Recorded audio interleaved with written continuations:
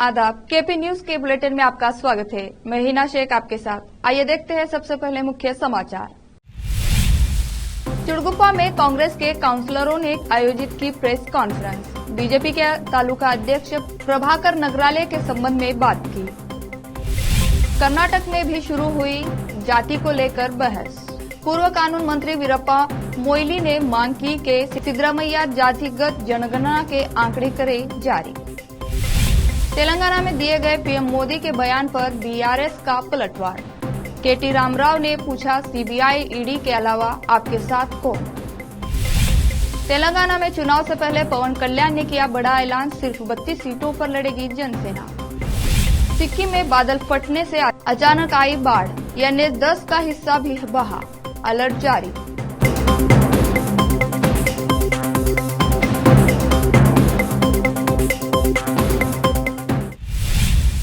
अब समाचार विस्तार से। चिड़गुप्पा में मंगलवार को कांग्रेस पार्टी के काउंसलरों की ओर से एक प्रेस कॉन्फ्रेंस आयोजित की गई। चिड़गुप्पा नगर पालिका के सदस्य मुजफ्फर पटेल ने प्रेस कॉन्फ्रेंस में बात करते हुए कहा कि बीजेपी के तालुका अध्यक्ष प्रभाकर नगराले बसव कल्याण तालुका में रहने वाले हैं, उन्हें क्या जानकारी हमारे नगर की। मैं स्वतंत्रता सेनानियों के नगर में रहने वाला हूं। अगर व्यक्तिगत राजनीति करनी चाहिए तो आओ इसके लिए और एक मंच बनाएं। बीजेपी तालुका अध्यक्ष प्रभाकर नगराले को जवाब देते हुए मुजफ्फर पटेल ने कहा कि विकास का नाम लेकर लोगों को गुमराह नहीं किया जाना चाहिए। चिड़गुप्पा में बुलाई प्रेस कॉन्फ्रेंस में संबोधित करते हुए कांग्रेस के TAPCMS के पूर्व निर्देशक अशोक स्वामी ने कहा कि बीजेपी तालुका अध्यक्ष पूर्व निर्देशक अशोक स्वामी ने कहा कि बीजेपी तालुका अध्यक्ष प्रभाकर नगराले व नगर घटक अध्यक्ष प्रवीण राजपुर को जानकारी का अभाव है। मुझ पर झूठा आरोप लगाया है। दिवंगत बसवराज पाटिल से लेकर पूर्व मंत्री राजशेखर पाटिल तक फातमापुर का विकास किया है, जैसे कि बिजली, स्कूल परिसर, दादक और अन्य बुनियादी सुविधा प्रदान अगर किसी ने किया है तो वो है दिवंगत बसवराज पाटिल व पूर्व मंत्री राजशेखर पाटिल। TAPCMS के पूर्व निर्देशक और अशोक स्वामी ने भी संबोधित किया। इस अवसर पर दिलीप कुमार बगदलकर, बाबा RCC, नसीर खान, विशाल बोराले, माणिक हिप्परगी, गंगाराम रब्बानी, रवि बोराले, सत्तार सहित अन्य उपस्थित रहे। चिड़गुप्पा से केपी न्यूज के संवाददाता अजीम की रिपोर्ट। ರೋಡ್ ಡ್ರೈನ್ಸ್ ಗಳೆಲ್ಲ ಮಾಡಿದೆವು. ಅವ್ರು ಏನೇ ನಿಮ್ದು ಶೂನ್ಯ ಅದ ಅಂತ ಹೇಳಿ ಮತ್ತೊಂದು ನನಗೇನ್ ಹೇಳ್ತಾರ, ನೀವು ರಾಜಕೀಯದಾಗ ಏನ್ ಪೋಸ್ಟ್ ಅದ ನಿಮ್ದು ಅಂತ. ನಾನು 1978 ಲಿಂದ ಕೋಆಪರೇಟಿವ್ ಸೊಸೈಟಿದಾಗ ಡೈರೆಕ್ಟರ್ ಆಗಿ 2 ಸಲ ಅಧ್ಯಕ್ಷ 2 ಸಲ ಉಪಾಧ್ಯಕ್ಷ ಇದ್ದೀನಲ್ಲಿ. ಈಗ ನಮ್ ತಮ್ಮ ಕಂಟಿನ್ಯೂಸ್ ಅನ ಅಲ್ಲಿ ಆ ಸೊಸೈಟಿಲಿಂದ ಹೋಗಿಲ್ಲ. ನಾವು ಕೋಆಪರೇಟಿವ್ದಾಗ ಯಾರೋ ಒಬ್ರು ಇದ್ದೇವೆ. ನಾವು ರಾಜಕೀಯದ ನಿಮ್ದು ವ್ಯವಸ್ಥೆ ಅಂದ್ರೆ ಅದನ್ನು ಅದ. ನಂದು TAPCMS ಡೈರೆಕ್ಟರ್ ಆಗೀನಿ. ಮತ್ ಈಗ ಸದ್ಯ ಈಗ ನಮ್ಮ ಮಿಸೆಸ್ ಸಂಬಂಧ ಸದಸ್ಯರ ಮುನ್ಸಿಪಾಲಿಟಿದು ಉಪಾಧ್ಯಕ್ಷರ. ಈಗ ಮೊನ್ನೆ ತಾನೇ ಅವ್ರದ್ದು ಇದು ಅವಧಿ ಮುಗಿದದ.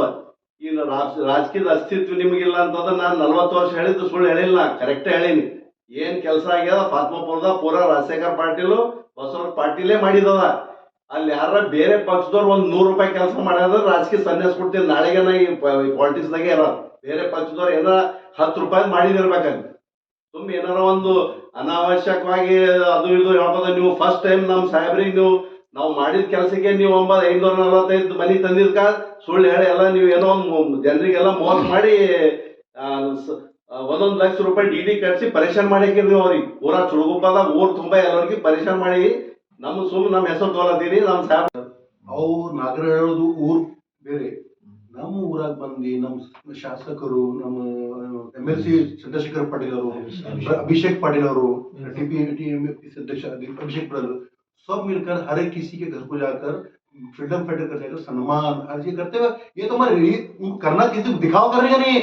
ये वो देश के वास्ते करे तो उनके हम हमारे उनके जाकर उनके घर तक करें। हम सिद्धरामैया मैकल साहब और कुकड़ाल साहब के घर में सबके घर में सम्मान करें। हम पूरा जितने भी हमारे चिड़गुप्पा फ्रीडम फाइटर है हर किसी के घर को जाकर हम सम्मान करें। ये दिखावा करने का नहीं है, ये दिल से करने का है। ये फ्रीडम फाइटर को सम्मान दिखावा करने का नहीं, दिल से करने का है। हम उसी तरह सबको करें। हैदराबाद बॉम्बे एक्सप्रेस हाईवे पर बसव कल्याण के बंगले में त्रिवेणी लॉज के सामने भीषण एक्सीडेंट हुआ। हैदराबाद से बॉम्बे जा रहे कार अचानक रास्ते पर कुत्ता आने से कुत्ते को बचाने के लिए कार चला रही महिला ने कार डिवाइडर पर चढ़ाई, जिसके कारण वह घायल हो गई। महिला को तुरंत अस्पताल ले जाया गया। इस हाईवे पर कहीं भी स्पीड लिमिट के बोर्ड नहीं लगाए गए हैं, इस कारण यह दुर्घटना हुई है। जिस कार का एक्सीडेंट हुआ उसमें अकेली महिला थी जो कार चला रही थी। पुलिसकर्मी द्वारा उसे तुरंत अस्पताल ले जाया गया। बसव कल्याण से समीर शेख की रिपोर्ट। सियासी दुनिया में दक्षिण का दुर्ग कहे जाने वाले कर्नाटक के विधानसभा चुनाव में भाजपा को कांग्रेस के हाथों करारी शिकस्त झेलनी पड़ी। अब दोनों प्रमुख राष्ट्रीय पार्टियां इस साल के अंत में होने वाले 5 राज्यों के विधानसभा चुनाव के साथ साथ लोकसभा चुनाव 2023 की तैयारियों में जुटी है। राजनीतिक रणनीति बनाने पर मंथन के अलावा तमाम दल वोट बैंक और जातियों को साधने की कवायद भी कर रहे हैं। सियासी दुनिया में दक्षिण का दुर्ग कहे जाने वाले कर्नाटक के विधानसभा चुनाव में भाजपा को कांग्रेस के हाथों करारी शिकस्त झेलनी पड़ी। अब दोनों प्रमुख राष्ट्रीय पार्टियां इस साल के अंत में होने वाले 5 राज्यों के विधानसभा चुनाव के साथ साथ लोकसभा चुनाव 2023 की तैयारियों में जुटी है। राजनीतिक रणनीति बनाने पर मंथन के अलावा तमाम दल वोट बैंक और जातियों को साधने की कवायद भी कर रहे हैं। पीएम मोदी द्वारा दिए गए बयान के तेलंगाना के मुख्यमंत्री के.सी. राव एनडीए में शामिल होना चाहते हैं, पर बीआरएस के कार्यकारी अध्यक्ष के.टी. रामाराव की प्रतिक्रिया सामने आई है। उन्होंने कहा, क्या हमें किसी पागल कुत्ते ने काट लिया है जो हम एनडीए में शामिल होंगे। साथ ही तीखा पलटवार करते हुए के.टी. रामाराव ने कहा, आज शिवसेना, जेडीयू, टीडीपी, शिरोमणि अकाली दल समेत कई पार्टियां ने भाजपा का साथ छोड़ दिया है। आपके साथ कौन है। साथ ही मोदी सरकार पर कटाक्ष करते हुए उन्होंने कहा, आपके पास सिर्फ सीबीआई, ईडी और इनकम टैक्स, आईटी के अलावा कौन है। साथ ही के.टी. रामाराव ने स्पष्ट किया कि बीआरएस भाजपा के साथ चुनावी गठबंधन नहीं करेगी, जो देश के पहले आतंकवादी नाथूराम गोडसे की पूजा करती है और उसका अनुसरण करती है, जिसने राष्ट्रपति महात्मा गांधी की हत्या की थी। पीएम मोदी आज तेलंगाना राज्य के निजामाबाद के दौरे पर थे, जहां उन्होंने 8000 करोड़ रुपए के विकास परियोजनाओं का उद्घाटन किया, जिसमें एनटीपीसी के Telangana super thermal power project के चरण 1 की पहली 800 मेगावाट इकाई भी शामिल है।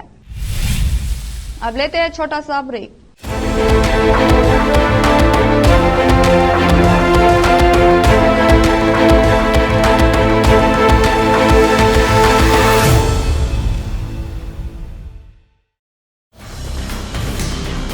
हिंदुस्तान के हर कोने में हम हैं मौजूद। 24 घंटे हालात पर गहरी नजर,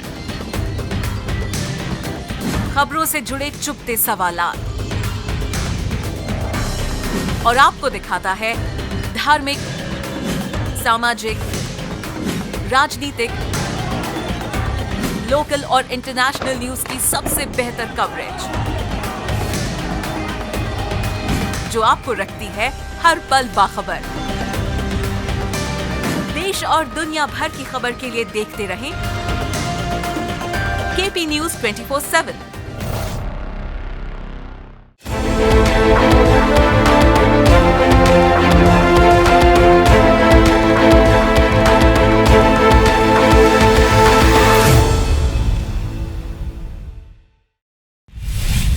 ब्रेक के बाद आपका स्वागत है। शिवसेना सांसद हेमंत पाटिल मुश्किलों में गिर गए हैं। उनके खिलाफ महाराष्ट्र में नांदेड़ ग्रामीण पुलिस ने बुधवार को प्राथमिकी दर्ज की है।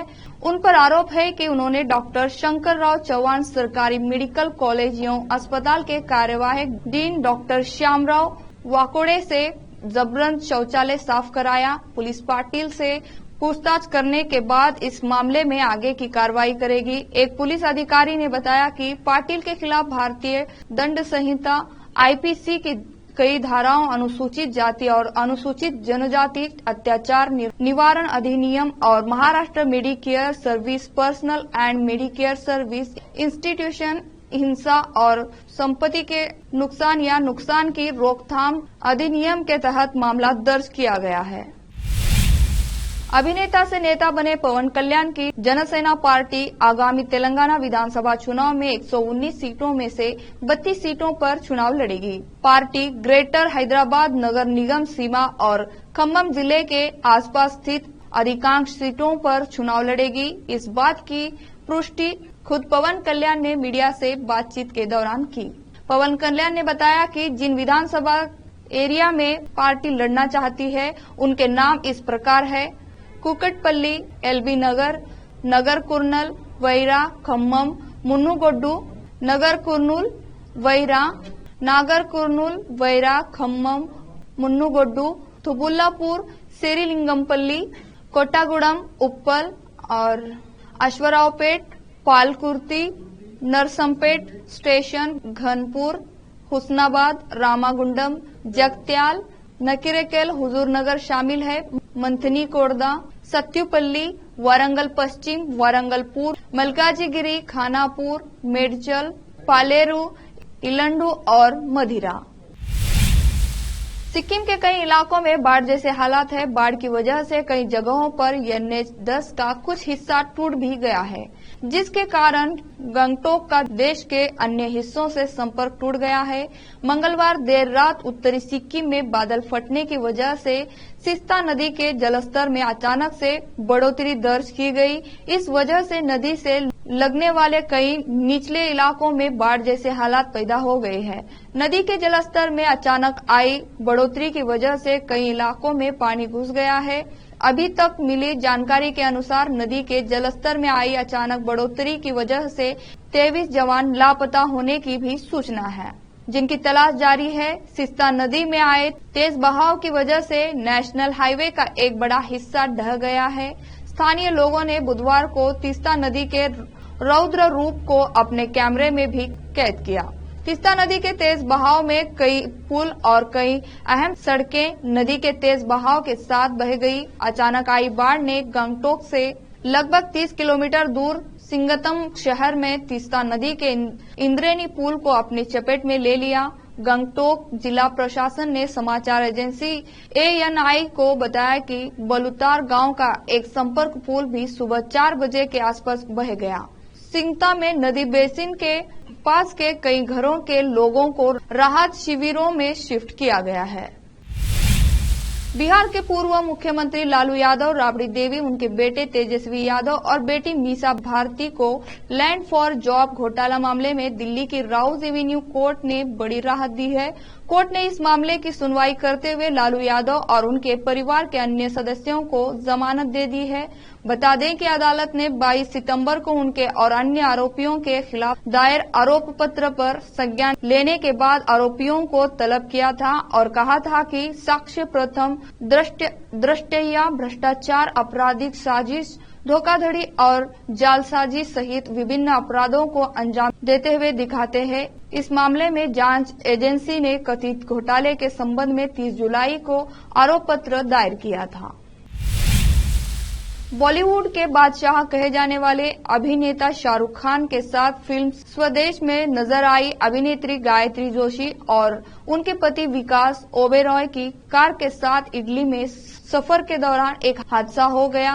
हादसे के वक्त गायत्री और उनके पति विकास सार्डिना में छुट्टियां मना रहे थे। बताया गया है कि गायत्री और विकास की कार कई कारों और कैंपर वाहन से टकराई। विकास ओबेरॉय के मैनेजर के मुताबिक पति पत्नी सही सलामत है। हादसा सार्डिनिया सुपरकार टूर के दौरान हुआ, जिसमें टेवलाडा से ओल्बिया तक लग्जरी कार परेड हुआ करती है। गायत्री जोशी तथा उनके पति विकास ओबेरॉय अपनी लैम्बोर्गिनी कार में सवार थे, जब उनकी लग्जरी कार एक फेरारी और एक कैंपर वाहन से टकरा गई।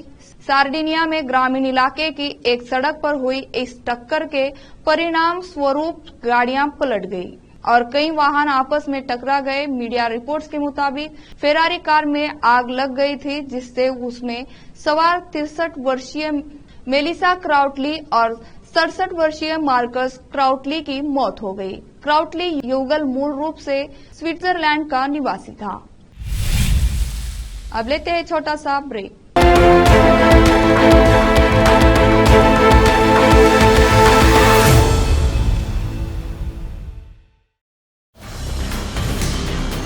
हिंदुस्तान के हर कोने में हम हैं मौजूद।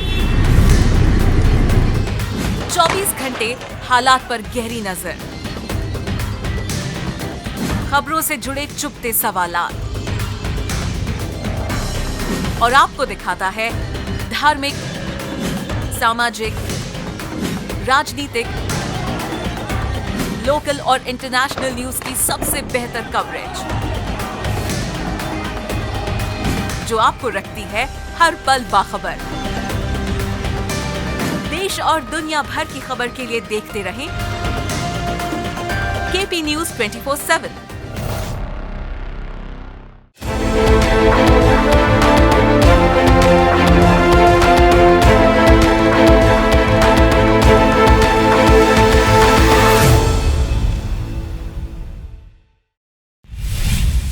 ब्रेक के बाद आपका स्वागत है।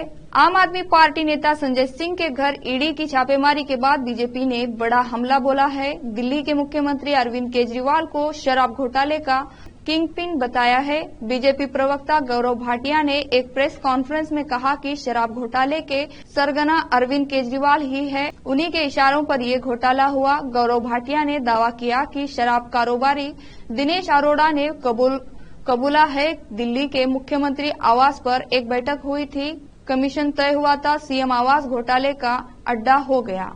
अरविंद केजरीवाल के इशारे पर संजय सिंह कहते हैं कि 32 लाख रुपए आम आदमी पार्टी को दो। केजरीवाल के कहने पर एक सांसद वसूली कर रहा है। आम आदमी पार्टी के राज्यसभा सांसद संजय सिंह के आवास पर बुधवार को प्रवर्तन निर्देशालय ईडी ने दिल्ली शराब घोटाला मामले में छापेमारी की। ईडी के एक्शन पर दिल्ली के सीएम अरविंद केजरीवाल ने प्रतिक्रिया दी है और कहा है कि जैसे जैसे चुनाव नजदीक आएंगे, ईडी और सीबीआई जैसी सभी एजेंसियां सक्रिय हो जाएंगी। आखिर में फिर से देखते हैं मुख्य समाचार।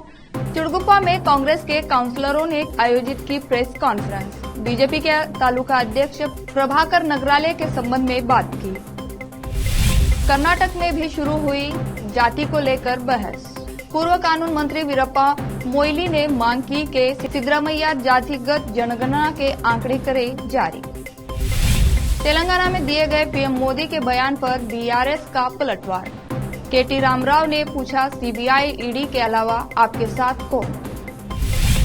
तेलंगाना में चुनाव से पहले पवन कल्याण ने किया बड़ा ऐलान, सिर्फ 32 सीटों पर लड़ेगी जनसेना। सिक्किम में बादल फटने से अचानक आई बाढ़, NH-10 का हिस्सा भी बहा, अलर्ट जारी।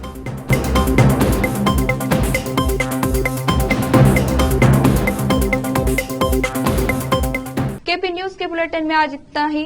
देश और प्रदेश के समाचारों के लिए जुड़े रहे आपके अपने चैनल केपी न्यूज 24/7 से। धन्यवाद।